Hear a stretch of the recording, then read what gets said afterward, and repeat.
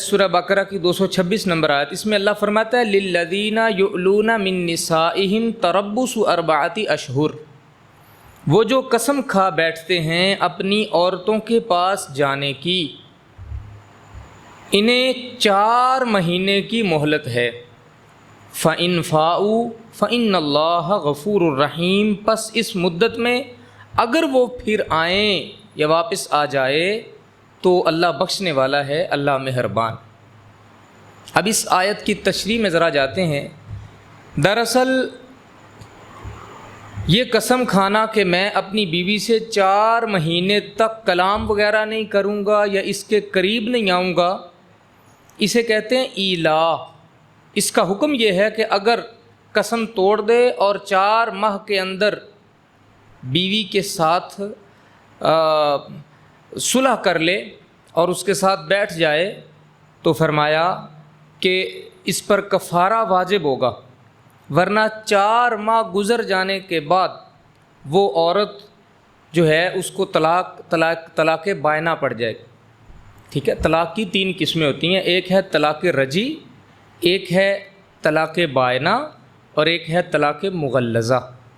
طلاق مغلظہ کے بعد تو کہانی ختم ہے، اس کے بعد تو رشتہ ہے ہی نہیں۔ طلاق رجعی جو ہے وہ 1 مرتبہ یا 2 مرتبہ طلاق دی ہے، ٹھیک ہے، تو رجوع کا ابھی کوئی نہ کوئی راستہ باقی ہے، اس لیے اس کو طلاق رجعی کہا جاتا ہے۔ یا بعض اوقات بندہ اپنی بیوی کو اپنی ماں سے تشبیہ دے دیتا ہے، اپنی بہن سے تشبیہ دے دیتا ہے، یا اس طرح کے کوئی الفاظ بول دیتا ہے تو ایک طلاق واقع ہوتی ہے، اس کو طلاق رجعی کہا جاتا ہے، اس میں رجوع کر سکتا ہے بندہ۔ اچھا، دوسری طلاق کے بعد بھی رجوع کر سکتا ہے، لیکن شرط یہ ہے کہ عدت نہ گزری ہو۔ اگر عدت گزر گئی تو وہ طلاق جو رجعی تھی وہ طلاق بائنہ ہو جائے گی، طلاق کی دوسری قسم بن جائے گی۔ جب طلاق کی دوسری قسم بن جائے گی، طلاق بائنہ ہو جانے کے بعد پھر وہ میاں بیوی رجوع نہیں کر سکتے جب تک نیا نکاح نہیں ہو جاتا۔ پھر اس کے بعد ہے تیسری قسم کی طلاق، جس کو میں نے مغلظہ کے نام سے آپ کو بتایا ہے، اور شریعت میں اس کا حکم یہ ہے کہ اس کے بعد تو میاں بیوی کا رشتہ بالکل ختم ہے، اگر وہ نیا نکاح بھی کرنا چاہیں تو نہیں کر سکتے۔ اہل حدیث کے مطابق بھی اگر ایک بندے نے 3 جگہوں پہ مختلف طلاقیں دی ہوئی ہیں، 3 جگہوں پہ مختلف اوقات کے اندر طلاقیں دی ہیں، تو وہ بھی مانتے ہیں کہ اب تو یہ رشتہ باقی رہ ہی نہیں سکتا۔ یعنی ایسے معاملات اگر ہمارے ہاں گنجائش نہیں ہے تو دوسرے فرقے کے ہاں گنجائش ہے، لیکن ہم تو اس حد تک چلے گئے ہیں کہ کسی فرقے کی گنجائش باقی نہیں ہے، اس کے باوجود رشتے چل رہے ہیں۔ اب خدا جانے انہیں کون سا فرقہ کو نیا آ گیا جو اجازت دیتا ہے۔ وہ نیا فرقہ پتہ ہے کیا ہے؟ وہ پنجاب کی پرے پنچایت، جو اللہ اور اس کے رسول کے سامنے ڈٹ کے کھڑی ہے کہ یا اللہ تیرا حکم تو ہم ان کو ماننے نہیں دیں، نہ تیرے رسول کی بات ہم ان کو ماننے دیں گے، ہم نے ان کے اوپر جو حکم مسلط کرنا ہے وہ اس پنچایت کا ہوگا۔ ہاں جی، وہ پرے دی گل دی بڑی گل ہے جی، پرے چ گل ہو گئی، اللہ رسول دی گل ہی کوئی نہیں، جس کا کلمہ پڑا ہے اس کی خبر ہی نہیں ہے۔ یہ کیسی بدقسمتی! اور اسی طرح چل رہا ہے۔ اللہ تعالیٰ معاف فرمائے، یہ گھر کی کہانی ہے۔ آپ جب مسائل آتے ہیں تو ان گھروں کے اندر سے یہ مسائل آ رہے ہوتے ہیں کہ جن کے بارے میں انسان کبھی تصور بھی نہیں کر سکتا۔ لیکن صاحب بات یہ ہے، ان بیچاروں کا بھی تو قصور نہیں ہے۔ ماں باپ نے بھی تو کبھی اس بات کا انتظار نہیں کیا نا کہ بیٹا طلاق کے، نکاح کے، بیوی کے حقوق کے، اور بیوی جو ہے وہ میاں کے حقوق کے مسائل سیکھ لے، اس کے بعد ان سے بات ہوگی کہ نکاح کرنا ہے یا نہیں کرنا۔ بس ٹھیک ہے جی، 50-60 ہزار روپیہ کمانے لگ گیا، اپنے پاؤں پہ کھڑا ہو گیا، نکاح کر دو، ٹھیک ہے، جیسے کافروں کے ہاں ہوتا ہے، جیسے دوسرے غیر مذہبوں کے درمیان ہوتا ہے، اسی طرح کا معاملہ ہے۔ میاں بیوی کو ایک دوسرے کے حق حقوق کا ہی پتہ نہیں ہے تو نکاح کیسا، چاہے وہ 3 لاکھ روپیہ کماتا ہو۔ اس لیے یہ مسائل پہلے ان کو سنائیں، پہلے ان کو سکھائیں، اس کے بعد ان کو آگے۔ اب جو ان سے بچے پیدا ہو رہے ہیں وہ کیا ہیں؟ ولد الزنا، ٹھیک ہے، ان بیچارے ان بچوں کا بھی پھر آگے کیا قصور ہے؟ وہ تو سارے بے خبری میں مارے گئے. اور وہ جو بچے جو اس طرح کر رہے ہیں، یا جس بچی کو باپ کا منہ مار رہا ہے، اللہ رسول کی اس کو پرواہ نہیں ہے، اور وہ حرام ریلیشن میں رہ رہی ہے، اب مجھے بتائیں نا ذرا وہ کیسی نسل آگے آپ کو پرووائڈ کرے گی، اور وہ کون سے اسلام کے تھم بننے جا رہے ہیں. ان بچوں نے کون سے بڑے ہو کے محمد بن قاسم بننا ہے، اور کون سے صلاح الدین ایوبی بنیں گے؟ وہ کہاں اسلام کا وہ پرچم اٹھائیں گے اور اللہ کے دین کے پہرے دار بنیں گے، جن کی اپنی اصل ہی خراب ہے.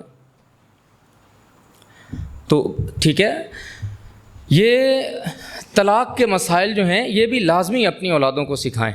جو اپنی بیویوں کے پاس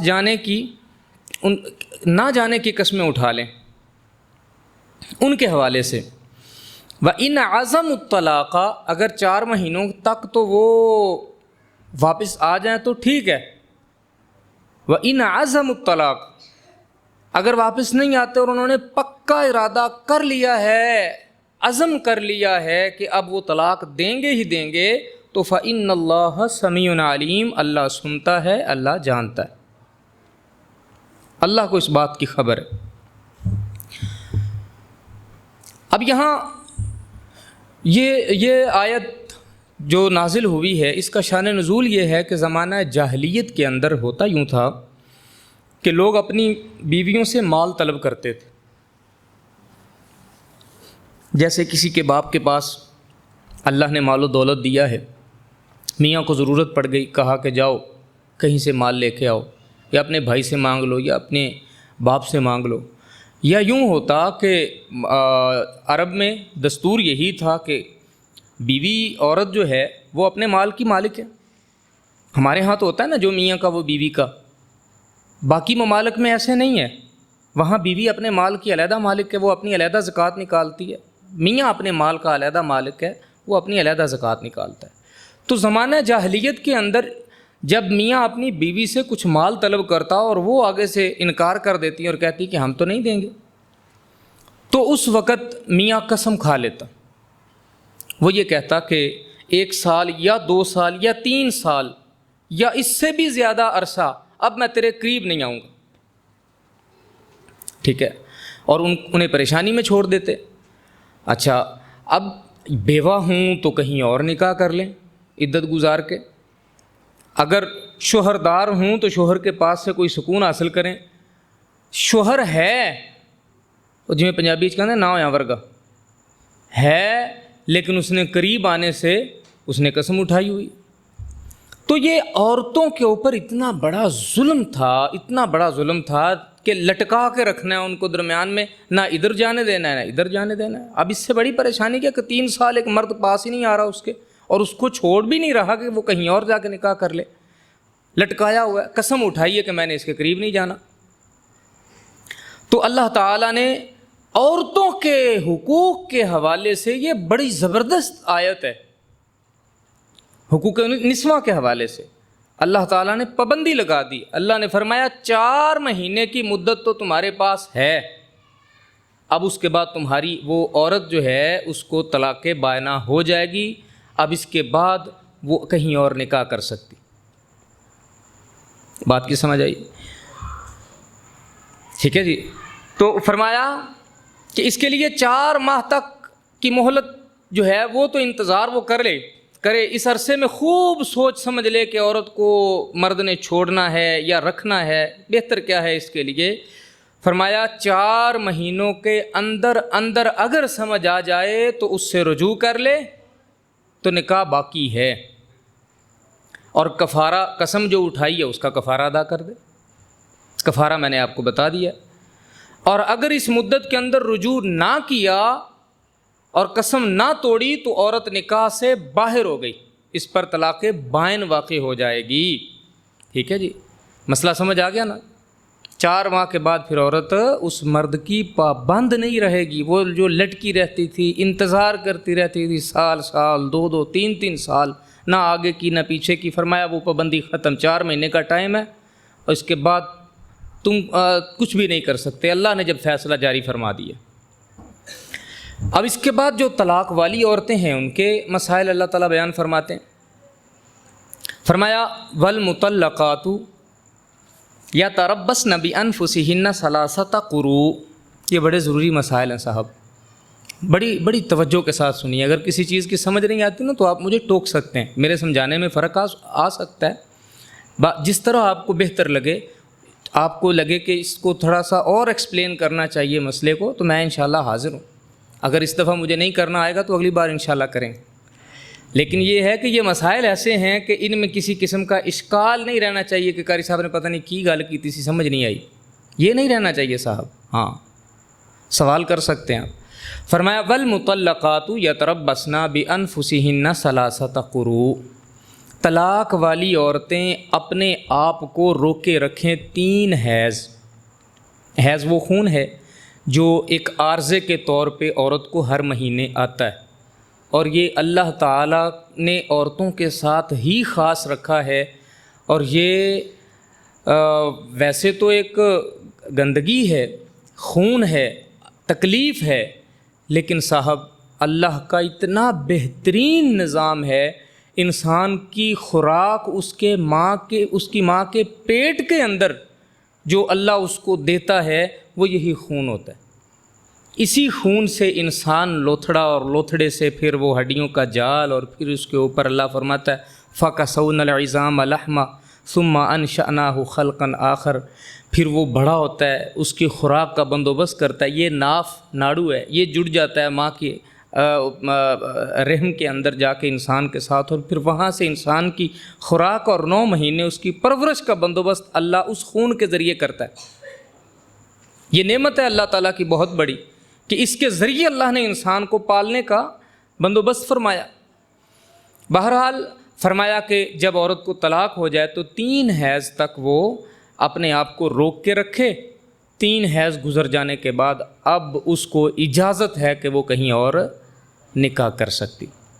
وَلَا يَحِلُّ لَهُنَّ أَن يَكْتُمْنَ مَا خَلَقَ اللَّهُ فِي أَرْحَامِهِنَّ، اور ان کے لیے یہ حلال نہیں ہے کہ چھپائیں اس شے کو جو اللہ نے ان کے پیٹ میں پیدا کی ہے۔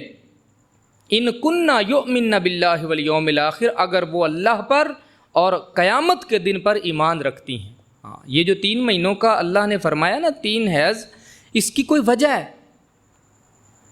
شریعت کے اندر مرد کا ایک حق ہے کہ اگر اس کی طرف سے کسی عورت کے پیٹ میں بچہ ہے تو وہ 3 حیضوں کے بعد اس کا بڑی اچھی طرح سے پتہ چل جاتا ہے کچھ ہے یا نہیں ہے۔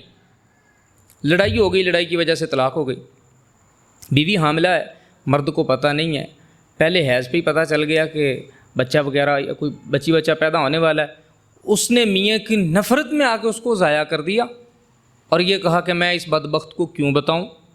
جیسے ہوتا ہے یہ طلاق کوئی خوشی کے ماحول میں تھوڑی ہوتی ہے، ایک دوسرے کے ساتھ ایک دشمنی کا ماحول بن جاتا ہے، تو اس حال میں ممکن ہے کوئی عورت چھپا جائے۔ اللہ نے فرمایا 3 مہینے کی مہلت دینے کا مطلب سمجھتی ہو؟ مطلب یہ ہے کہ ان 3 مہینوں میں اگر تمہیں یہ محسوس ہو کہ اللہ نے تمہیں کوئی امید لگائی ہے تو وہ اس کا حق ہے، مرد کا، اس کو بتایا جائے، ٹھیک ہے، تاکہ اس بچے کو پیدا کیا جائے اس کی مرد کی اجازت کے بغیر۔ اور ویسے بھی اگر ایک بچے کا پورا وجود بن چکا ہے تو صاحب کیا کسی کی اجازت یا کسی کی پرمیشن، وہ ایک مکمل انسان ہے، اس کو ضائع کرنا انسان کا ایک قتل اپنے سر کے اوپر لینا ہے۔ بات کی سمجھ آئی؟ تو اس لیے اللہ نے اس کو محفوظ رکھنے کے لیے فرمایا 3 حیض تک انہیں روکے رکھیں، خود کو روکے رکھیں، کہیں اور نکاح نہ کریں، اور جو اللہ نے ان کے پیٹ میں رکھا ہے اس کو چھپائیں نہ، اگر وہ اللہ پر اور قیامت کے دن پر ایمان رکھتی ہیں۔ وَبُعُولَتُهُنَّ أَحَقُّ بِرَدِّهِنَّ فِي ذَلِكَ إِنْ أَرَادُوا إِصْلَاحًا، اور اس مدت کے اندر ان کے پھیر لینے کا حق پہنچتا ہے ان کے شوہروں کو، اگر ملاپ چاہیں، اگر وہ واپس ملنا چاہیں تو اس مدت کے اندر کون سی طلاق ہے؟ یہ طلاق ہے بائنہ یا طلاق رجی۔ طلاق رجی اور طلاق بائنہ کے اندر مرد چونکہ عورت کے ساتھ رجوع کر سکتا ہے، اور اس مدت کے اندر اگر اس کو پتہ چل جائے کہ وہ تو حاملہ بھی ہے تو پھر تو وہ رجوع کرنے میں دیر بھی نہیں لگائے گا۔ اس لیے اللہ تعالیٰ نے فرمایا کہ مردوں کو حق ہے کہ وہ اگر اپنی بیوی کو اپنے پاس رکھنا چاہیں تو وہ رکھ سکتے ہیں، یہ 2 طلاقوں تک کا مسئلہ ہے۔ اور پھر اسی طرح فرمایا وَلَهُنَّ مِثْلُ الَّذِي عَلَيْهِنَّ بِالْمَعْرُوفِ، اور عورتوں پر بھی ایسا ہی حق ہے جیسا ان پر بالمعروف شرع کے موافق۔ وَلِلرِّجَالِ عَلَيْهِنَّ دَرَجَةٌ، اور مردوں کو عورتوں پر فضیلت حاصل ہے۔ وَاللَّهُ عَزِيزٌ حکیم، اور اللہ غالب ہے، اللہ حکمت والا ہے۔ ٹھیک ہے جی، اب ذرا اس کی تشریح میں جاتے ہیں۔ فرمایا وَالْمُطَلَّقَاتُ يَتَرَبَّصْنَ بِأَنفُسِهِنَّ 3 قُرُوء، طلاق والی عورتیں اپنی جانوں کو 3 حیض تک روکے رکھیں۔ اس آیت میں متعلقہ عورتوں کی عدت کا بیان ہے، جن عورتوں کو ان کے شوہروں نے طلاق دی۔ اگر وہ شوہر کے پاس، ایک ایسی عورت ہے جو اپنے شوہر کے پاس گئی نہیں، مثال ہے اس کی رخصتی نہیں ہوئی، یوں کہیے نکاح ہوا تھا، رخصتی نہیں ہوئی، میاں بیوی ملے ہی نہیں ہیں، تو جیسے ہی اس کو میاں نے طلاق دی، اس پر طلاق کی عدت نہیں ہے۔ اس کا حکم ہے سورہ احزاب کی آیت نمبر 49 کے اندر، 49 نمبر آیت ہے سورہ احزاب کی، اس کے اندر اللہ نے فرمایا کہ اگر تم اپنی بیویوں کو طلاق ان کو چھونے سے پہلے ہی دے دو تو ان پہ کوئی عدت نہیں ہے، کیونکہ اب وہ شبہ ہی نہیں ہے کہ کوئی اس کے پیٹ میں کوئی بچہ ہوگا یا نہیں ہوگا۔ ٹھیک ہے، تو پھر اسی طرح جن عورتوں کو کمسینی یا بڑھاپے کی وجہ سے یہ عارضہ لاحق ہی نہ ہوتا ہو، ان کے بارے میں فرمایا کہ ان کی جو عدت ہے وہ 3 مہینے۔ ٹھیک ہے جی، اور پھر جو عورت حاملہ ہو گئی ہے جس کے پیٹ میں بچہ ہے تو اس کی عدت جو ہے اس کی مختلف ہے، اس نے 3 مہینے والا یا 3 حیض والا نہیں، اس کے لیے حکم اور ہے، اور وہ حکم ہے سورہ طلاق کی آیت نمبر 4 کے اندر۔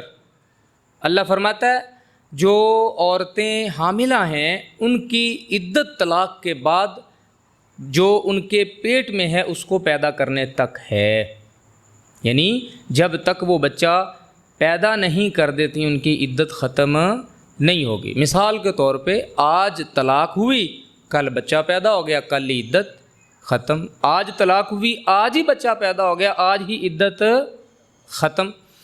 آج طلاق ہوئی 9 مہینوں کے بعد یا 8 مہینوں کے بعد بچہ پیدا ہوا تو عدت کتنی ہوئی؟ 8 یا 9 مہینے۔ جتنی دیر تک وہ بچے کو جنم نہیں دے لیتی تب تک اس کی عدت رہے گی۔ یہ اس عورت کے لیے ہے جو حاملہ ہو۔ اور پھر فرمایا کہ اگر ایک فوت شدہ آدمی ہے اور اس کی بیوی وہ اگر حاملہ نہیں ہے، حاملہ کی تو عدت میں نے آپ کو بتا دی، اگر وہ حاملہ نہیں ہے تو فوت شدہ آدمی چونکہ اس نے طلاق تو نہیں دی لیکن اب عدت تو اس نے بھی گزارنی ہے، اس کے لیے شریعت نے یہ حکم دیا ہے کہ وہ 4 ماہ اور 10 دن گزارے گی۔ ٹھیک ہے جی، سورہ بقرہ کی آیت نمبر 234 کے اندر اللہ تعالیٰ نے یہ حکم ارشاد فرمایا۔ باقی مذکورہ والا عورتیں جو ہیں ان کے علاوہ جو آزاد عورتیں ہیں یہاں ان کی عدت اور طلاق کا بیان ہے کہ ان کی عدت 3 حیض تک ہے۔ جو علیحدہ کیٹیگری تھی وہ میں نے آپ کو بتا دی، یعنی جس کا شوہر فوت ہو گیا ہے وہ اس میں سے نکل گئی نا 3 حیض والی سے، جس کے بچہ پیدا ہونا ہے وہ بھی نکل گئی اس میں سے، اور اسی طرح جن کو یہ عارضہ آتا ہی نہیں ہے بڑھاپے کی وجہ سے یا بچپنے کی وجہ سے تو وہ بھی نکل گئیں، ان کو اللہ نے 3 مہینوں پہ ڈال دیا، ایک کو 4 مہینے 10 دنوں پہ ڈال دیا اور ایک کو اللہ نے جب تک وہ بچہ پیدا نہیں کرتی اس پہ ڈال دیا۔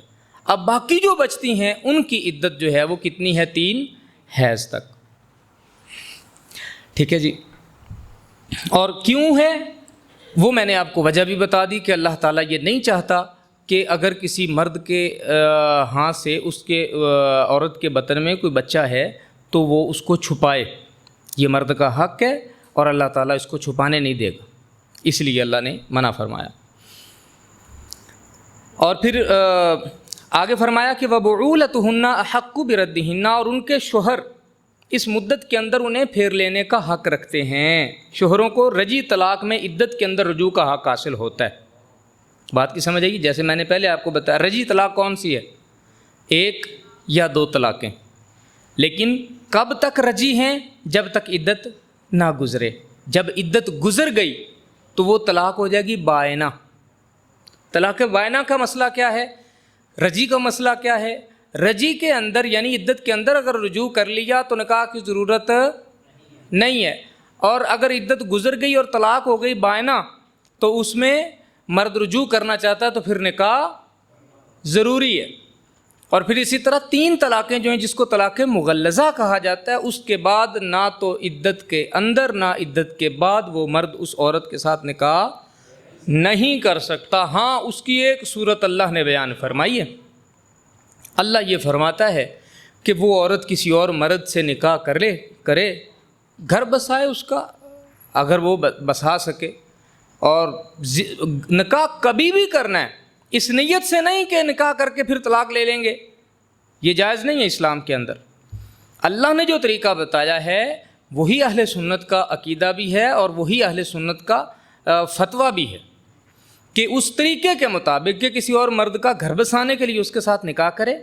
اگر خدا نخواستہ اس مرد کے ساتھ کوئی معاملہ ایسا ہو جائے وہ بھی طلاق دے دے تو اس پہلے مرد کے پاس آنے کی یہی ایک صورت ہے، اس کے علاوہ وہ عورت اس مرد کے اوپر حرام ہے۔ دوسرا نکاح کرے، 10 بار کسی بڑے سے بڑے مفتی فقیہ قاضی سے نکاح پڑھوائے، وہ حرام ہے، وہ اس مرد کے لیے وہ عورت جائز نہیں ہے جس نے 3 طلاقیں دے دیں۔ یہ جو مسئلہ ہے نا، یہ طلاق رجی والے شخص کا ہے، ہاں، جس نے کوئی گنجائش رکھی ہے، جس نے لفظ 3 بار نہیں بولے، ٹھیک ہے نا جی۔ ہاں، اور یہ بھی ہمیں اپنے بچوں کی بڑی پروفیشنل لیول پہ تربیت کرنی چاہیے کہ بیٹا برا بھلا کہہ لو، اس لفظ تک نہیں جانا، کیونکہ انسان کے دماغ کے اندر غصے میں گالیاں بھی آ جاتی ہیں، بہت برا بھلا آ جاتا ہے، لیکن کم از کم ان 3 لفظوں کو یوں سمجھ لو کہ ان کے تو قریب بھی نہیں جانا۔ تو اس کا فائدہ یہ ہے کہ غصہ ایک وقت میں تھم جاتا ہے، منہ سے نکلے لفظ واپس نہیں آتے ہوتے صاحب، پھر ٹکریں مارتے پھرتے ہوتے ہیں، قاری صاحب میں بڑے غصے اس سمیں، وہ پین غصے دے وچ تسی کچھ اور بھی تو کہہ سکتے سو، یہی کہنا۔ اور طلاقیں ویسے بھی تو غصے میں ہی دی جاتی ہیں نا، طلاقیں کون سے کوئی بندہ گھمانے کے لیے لے جائے بیوی کو اور پہاڑوں میں جا کے کہے کہ میں آج بڑا تیرے تو خوش ہاں تے جا تینوں 3 طلاقیں، ایسا ہوتا ہے کوئی؟ غصے میں ہی ہوتی ہیں طلاقیں۔ تو غصے میں بھائی یہ لفظ کیوں بولنا ہے؟ اور منہ پہ بیٹھا ہوا ہے زبان کے کنارے کے اوپر یہ لفظ ایسے ہی بول دیتے ہیں، پھر بھاگتے ہیں۔ اچھا اگے پیچھے بھابیاں نوں گالاں کڈدے رہن تے جدوں پتہ لگے گا نا سنیاں کولوں تاں مسئلہ حل نہیں ہوندا تے انہاں دی جا پیر پھڑن، او بھائی تسی حلال کر دے، وہ نہیں کرتے ہیں جی۔ تو یہ بات یہ ہے کہ آپ ایسے کام کریں ہی نا، 3 تیر چلا کے آپ کہیں جی میں نے تو ایک ہی چلایا ہے، بھائی جب 3 چل گئے ہیں تو 3 ہی چلیں، ٹھیک ہے نا۔ ہاں، تو فرمایا کہ اگر وہ مرد ان کو عدت کے اندر طلاق رجی والی عورتوں کو وہ پھیرنا چاہیں، واپس رکھنا چاہیں تو وہ رکھ سکتے ہیں، اللہ تعالیٰ نے اس بات کی اجازت دی۔ ہاں، رجوع کرنے کی نیت کیا ہونی چاہیے؟